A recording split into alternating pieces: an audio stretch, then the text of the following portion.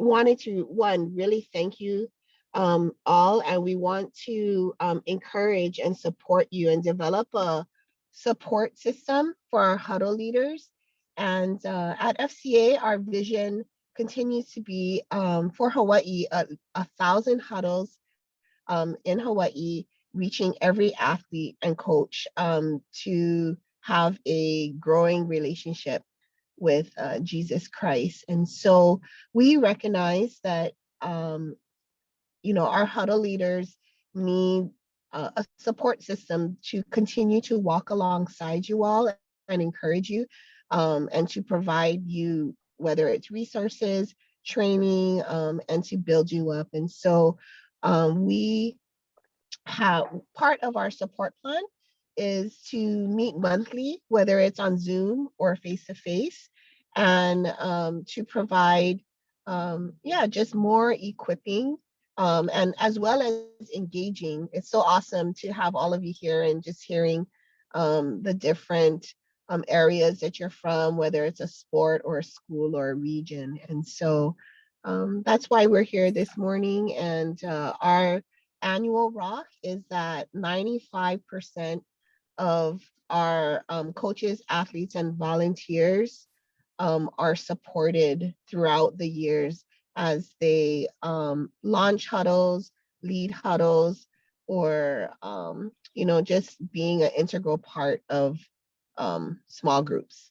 Yeah, so thank you for being here. And this morning we thought we would kick off the new year, because we know that, as we have heard, several of you are looking to launch huddles shortly. Some of you have just started, and others of you are groomed veterans.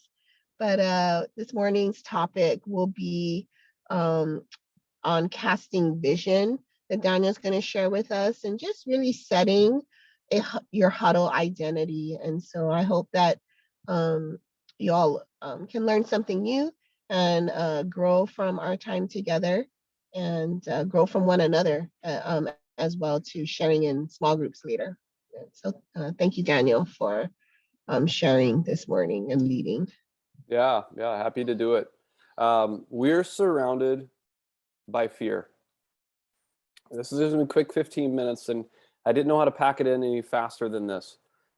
But let's get to the bottom. We're surrounded by fear. We see fear in ourselves pop up. We see fear from what we're listening to.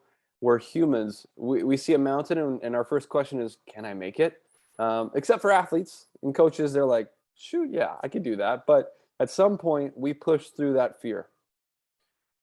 Today is about communicating why not to be fearful. Today's about communicating like, yeah, sure, you feel fear, but we're going. Today's about seeing fear and going, it's worth it to go over it. And I got to ride in the car this morning, dropping off in-laws at the airport, and my girls are telling me, tell me a story, Papa. So tell them a story of going snow skiing my first time. Growing up in South Carolina, we do not have snow skiing near us. So we're in West Virginia. It's freezing cold. I tell them about all the times that I wrecked and how I just blew it off the ski lift. And it was just an incredible, fun experience. But I said at the end, it was worth it to go through all the cold and all the pain because it was so much fun. And today we're talking about vision. What is the fun in this? What is the worth it in this? What is because every good thing we want to go for is going to have a journey that's hard. Have any of you guys accomplished anything great without going through a tough journey? So when it looks at our team, like our growing our team, building something for God's kingdom, we need to know how to communicate to people to get on the boat, to get moving and get going. In Scripture, Jesus gives us lots of ways of seeing and talking about his kingdom, and he's always sharing about what's to come. And guys leave their jobs, they leave everything and go. So we gotta be like Jesus, and it doesn't take a lot except for courage. So I'm going to give you a really small bout of skill today that I think with some added courage, you got everything you need. Okay, so small skill, everything I'm going to look at, I'm going to draw on a whiteboard, and you're going to be like, what am I, in kindergarten? So anyways, I hope it helps. So yeah, you should be able to do it. You should be able to pull it off. So in Habakkuk 2:2, yeah, who read Habakkuk this morning? But it says, write down the vision and make it plain on tablets so that anyone who hears it may run with it. Write down the vision so when anyone sees it, they can run with it. And for us, FCA, our vision is to reach every coach and athlete in Hawaii. We think that there's 1,000 Christian coaches and athletes sitting in their church today. Will be in church tomorrow going, man, I wish I could make a difference. But they don't know someone's here to help them. They don't know there's a way. They don't know there's a tool. And they don't know how to do it legally.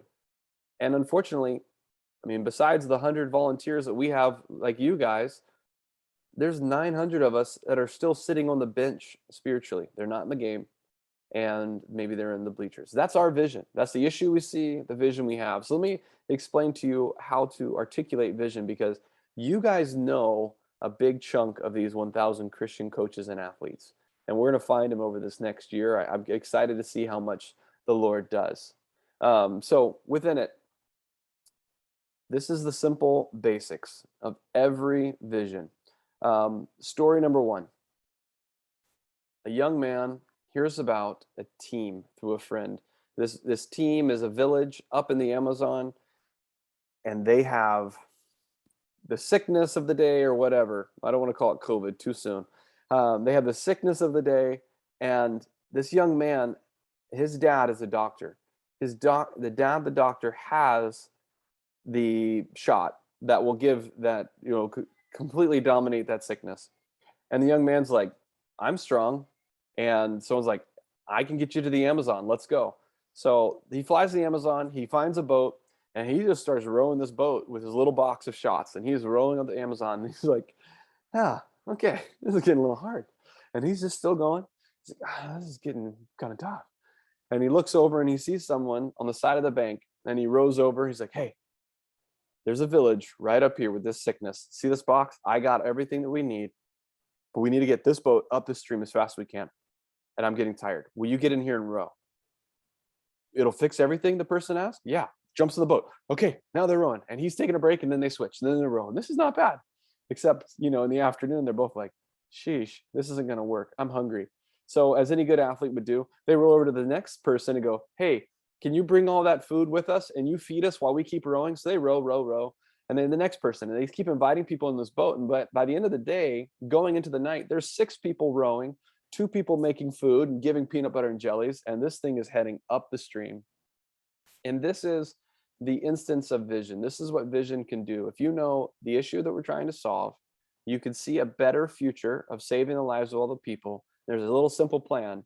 You'll do it. So what I just explained to you, and what I've noticed is it looks kind of like this. And here's kindergarten. You've got where you're currently at. Oh, this color is rough. Let's go with a little more UH. And you've got where we're going. Okay. But unfortunately, in between the two is these rough charted waters that no one knows how to really get through. And, you are here, and you want to get to this big, glorious vision over here. So this is our vision that we're believing in. And this is where we are today. And between us is this big gap. Like, yeah, sure, we'd all love to go save that whole team, but how are we going to do it? Well, I think what keeps us, and I initially mentioned this with fear, is that most of us, I guess, are dominated by this reality that there's these shark-infested waters, and that is not going to be possible to get across. Like, what if? And I don't think it'll work because of this or that. And it is better for me just to stay where I'm at than to go for that vision. I hear you, but I could never make it through those shark-infested waters. And what I wanted to share with you guys that will help with vision is that if you can build a simple plan that people can use and they'll just step on, 3 little simple steps of how they can get across these shark-infested waters to get to the vision that you've set out, I believe that's all you need. If you can just get someone to believe that they can go from 1 to 2 to 3, and then they're there, okay, I'll go for it. I'll get in the boat. I'll start rowing. So for me, the way that I communicate And the way that you can communicate is, what is the issue? Like, we are here today. We don't want to stay here. This is not going well. People are going to die if we don't move.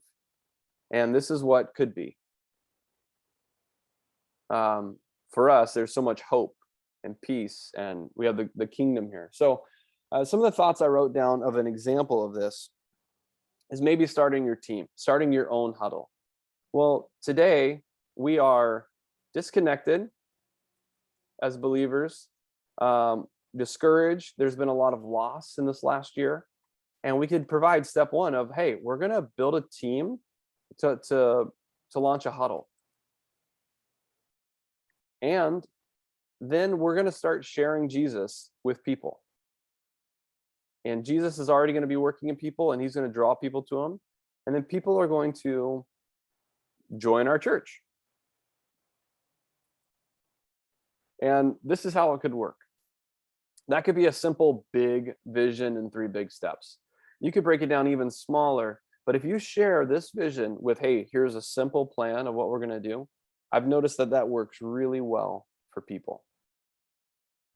So there's 2 visions, if you're starting a huddle, that you've probably got to be good at. One is to a believer.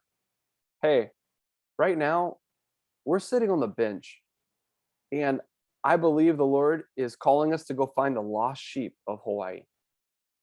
And he's stirring it up in me as he's stirring it in you.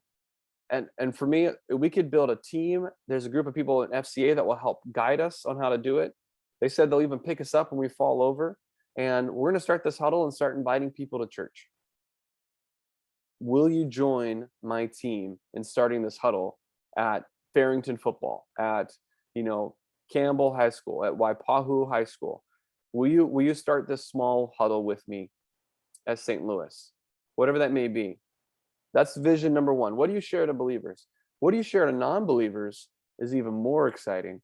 It's sharing Jesus has made a way for you to have peace and hope and a future and life to the full. And he's made it clear that where we're going right now, and you can notice right now, even in your life, isn't it rough? Like, what's bringing you clarity and hope? Do you know how loved you are? Well, Jesus is saying, anyone who comes to me, I will accept him. If you will repent from your ways, I will accept him. And I have a church that you can be a part of, a group of people you can be a part of to find a deep ohana that will stick with you forever. And together, we have a purpose in life. We recognize the purpose God's made us for, and he's put us on a mission towards reaching the others. This can be a life that's full, has peace, and has hope. Would you like to consider following Jesus? These are 2 different visions that you could be using. I know they're both really big picture, so forgive me if I don't break it down to a huddle. I wanted to kind of give you guys an example of it and then let you do this. So this is how we share vision. Now, the next thing inside of it is the most simple. For me, it's just identity. Identity is who we are. And the identity of a group is how we're going to treat each other or act as we go. People want to know this. If I'm going to be a part of this ohana, what does this ohana stand for? So within it, for FCA, and I think just for as Christians, we really, really value being real with God and others. We really value this whole belief that we've been put together, that it's better together. And that's locking arms with believers. So that's your church or other believers at your school or on your team. And we really believe that we should pursue excellence or play to win. Not settling for okay. So these are 3 values that really bring identity. You can change those values. I mean, if you're a Govs guy, it sounds like faithful is one of them, like, hey, we're to stick together instead of better together. But this is the basics of vision. And I think this is important to you is because, again, let's go back to Jesus. Jesus constantly was living life in 3 dimensions. He spent time with the Father. Then he was with his team, our building team. And then he shared the kingdom. And for us guys, I just really want to encourage you. Today, what we're chatting about is how do we share the kingdom or share the vision that we've gotten from God and our time with God, and that will help us build our team. So all 3 of these aspects, vision wraps in all of it. If you were to start anywhere, it says Jesus got up early and spent time with the Father. Then he went and built his team, and then they went out and shared about the kingdom. So if vision isn't clear, why we're doing what we're doing, what is the issue, what do we believe we want to do, if you don't have clarity on this vision, just go spend some more time with God and say, what's on your heart? And I guarantee you that he will give you eyes to see and draw your attention to something significant. So I'm going to break this up into small groups here. Let's see. We'll do quick breakout rooms. And what I wanted to present to you guys was, what's the greatest need you see and what do you hope to see in your area? The greatest need you see and what do you hope to see in your area? We're just going to have 10 minutes, so this will go quickly.